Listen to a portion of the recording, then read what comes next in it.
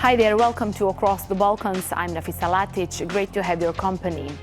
Oil prices around the world are surging after the US imposed sanctions on Russia's oil industry. Well, these are the most severe sanctions to date. They target Russian companies Gazprom Neft and Surgutneftegas, as well as at least 200 other entities and individuals linked to them. The move is aimed to give the incoming Donald Trump administration leverage to reach a deal for peace in Ukraine. Kremlin says the new sanctions will destabilize international markets. The Balkans relies on Russian natural gas, and the sanctions have already affected the prices and supplies. Serbian President Aleksandar Vucic, one of Vladimir Putin's closest allies in Europe, has called on Gazprom Neft to exit ownership of Serbian state oil company NIS in 45 days. Gazprom Neft owns a 50% stake in NIS. Oko 30 zemalja je po prvoj računici na različite načine pogođeno ovim sankcijama ili entiteta iz tih zemalja, ali svuda je reč o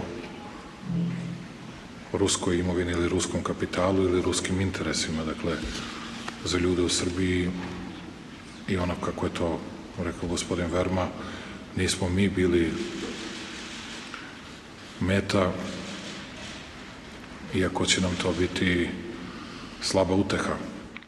A lot to discuss here. Joining me now from Frankfurt is Benjamin Hilgenstock. He's a senior economist and associate fellow at the German Council on Foreign Relations. And we have political scientist Blaž Vrečko-Ilc from Ljubljana. Pleasure to have you both on Across the Balkans. Benjamin, let me start with you. I mean, the US was avoiding tough sanctions on energy sector as they could impact so many countries. Why imposing them now? I mean, to an extent, this has to do with the fact that the Biden administration is leaving office and wanted to do one more large package before that happens. It is also not entirely correct that the U.S. has avoided sanctions on energy. For instance, a couple of weeks ago, the United States sanctioned Gazprom Bank, which had a significant impact also in Europe. But it is true that, for instance, when it comes to the shadow fleet, the U.S. had not done any additional listings for several months, and now did so on a rather large scale. And would you say this is to give the incoming administration a leverage when it comes to reaching a peace in Ukraine? That is my hope. Donald Trump clearly wants some kind of negotiated settlement for the war, for Russia's invasion of Ukraine, and for that purpose to get Vladimir Putin to come to the negotiating table and to give up some of his demands. He will need leverage, and energy remains the key area through which one can create leverage vis-a-vis Russia. Blaž, Balkans relies on Russian natural gas, and this is making Moscow a key player in the region, among other issues, of course. Is this likely to change following these sanctions in the middle of the winter? Maybe I will a little bit push back in a sense of, yes, Moscow is an important supplier of gas, but not the only one. And on the other hand, in a sense specifically of Serbia, for instance, to go there, in regards to Moscow's political influence, we have to be a little bit careful in a sense of distincting or having a distinction between what it appears and what are the material realities on the ground. Because in actuality, Serbia is much closer to the West in a sense of trade flows, also energy cooperation, military cooperation, etc., etc. So Moscow's influence in the Balkan regions, I think it's a little bit overstated in a sense of how much strategic importance Moscow has in this region. It appears that it has, but in a sense of material realities on the ground, I think there is a different picture in this sense. Benjamin, looking at Serbia's reaction, for example, that we heard just before this panel, and the fact that they will be parting ways with Russian Gazprom Neft, does this mean that some countries in Eastern Europe are left without the choice and no more of this balancing act between, let's say, the West and Russia? That would be my hope and expectation. I mean, We are in early 2025. We are 3 years into Russia's full-scale invasion of Ukraine and 3 years almost into the sanctions regime. That also means that countries in Europe and elsewhere had sufficient time to prepare to move away from Russian energy.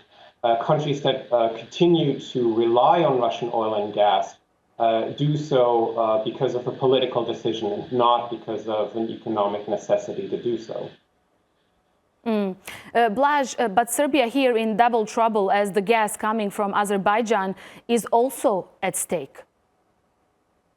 Yes, exactly. The alternative sources are, I think here we have to be a little bit careful in a sense of security regarding to energy provisions, in a sense that Serbia and also other European states nonetheless are dependent on various sources in regard to their energy, especially gas, natural gas supplies, etc., etc. But in comparison to, let's say, in past years before the Ukraine invasion by the Russian forces, the reliability was actually quite different than today, when the gas prices are spiking, the winter is very harsh, and I would say the reliability of provisions of natural gas and even oil is a little bit of an issue. And this, technical difficulties in, for instance, from the BP, gas installations that's, precipitated this issue in Serbia and also in Bulgaria are, I think, something that we should look into the future in a sense of I would say, energy security, because it will become more volatile.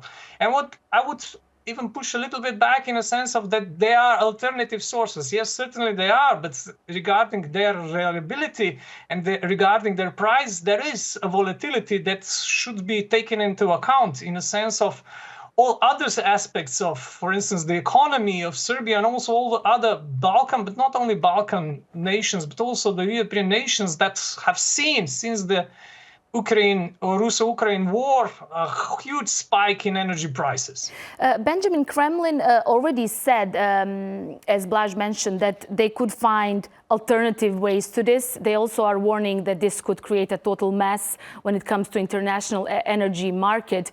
What could be a potential retaliation or countermeasure by Russia regarding energy exports? I think what the Kremlin says here is simply not true. And Russia is in a fairly uncomfortable position when it comes to any potential retaliation. As you know, in 2022, but actually already starting in late 2021, so before the start of the full-scale invasion of Ukraine, Russia started cutting natural gas flows to Europe and drove up prices on the European gas market.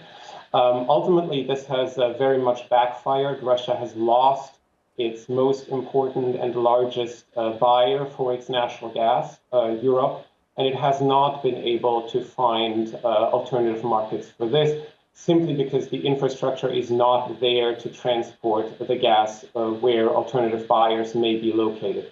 This is very different than in the oil situation, where you basically ship oil around the world. With natural gas, aside from LNG, it just simply does not work that way.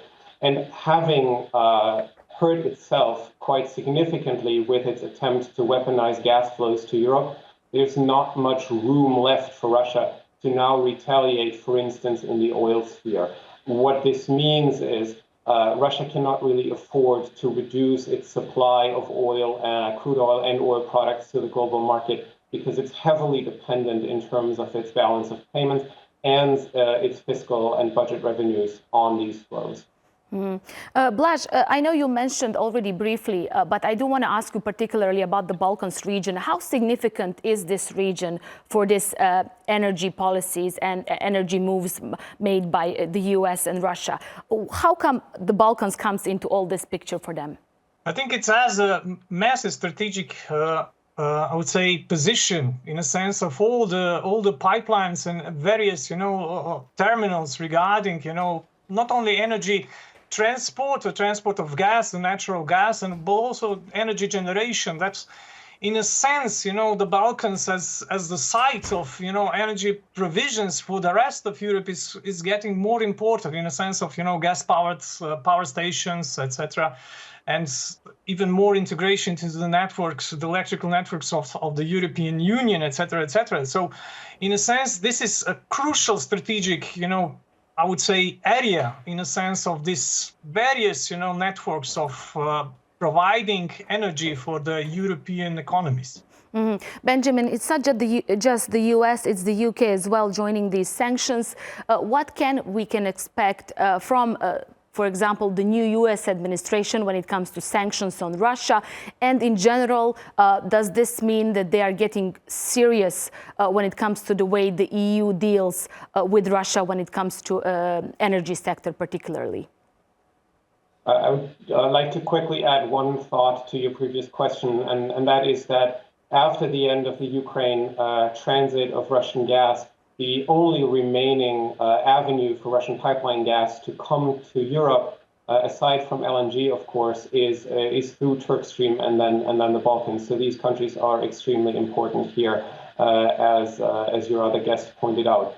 As for your question about the future course of sanctions in the energy sphere, I think both the UK and the European Union will continue to sanction shadow fleet tankers to re-establish the leverage of the oil price cap regime. As for the US, this is really an open question, what the new administration is planning to do. If the Trump administration realizes that it needs significant leverage over Russia to get Vladimir Putin to negotiate over any kind of reasonable settlement to this issue, then it will need to either impose stronger sanctions on Russian energy or at least threaten them in a credible way. The European Union, as far as I know, is also considering addressing the issue of Russian LNG. So we're going to see tighter sanctions in this sphere. The timeline is a little an open question. Mm-hmm. Blaž, let me finish with Serbia, as we started with Serbia, one of the closest Moscow's allies in Europe. If they fail to comply to this, and if the deadline is extended and still Gazprom Neft remains owner of NIS, what does this mean for Serbia? And do you really think that Vucic means that this is the final decision that he had, that they will truly leave the state oil company? Is he left without no choice? I think he also always has choices, in the sense that this will take effect on the 12th of March. So basically, in the context of the new Trump administration, which policies we are not already sure, in a sense of if these sanctions will actually be implemented, because we are not now talking into hypotheticals in regards to actual implementation of these sanctions. So basically, Vucic has some time in order to decide, in a sense of what he will do or his administration will do in regards to the national petroleum company. So basically, he has some maneuvers left in his arsenal, in a sense of maybe dragging the issue a little bit further in the time scale, but nevertheless, some I would say proposals in regard to selling the parts that the Russian Gazprom Neft actually owns to the Hungarian Hungarian petrol company MOL. It's a little bit of I'd say an out for this type of situation, and I would say strategically also very useful also for Serbia.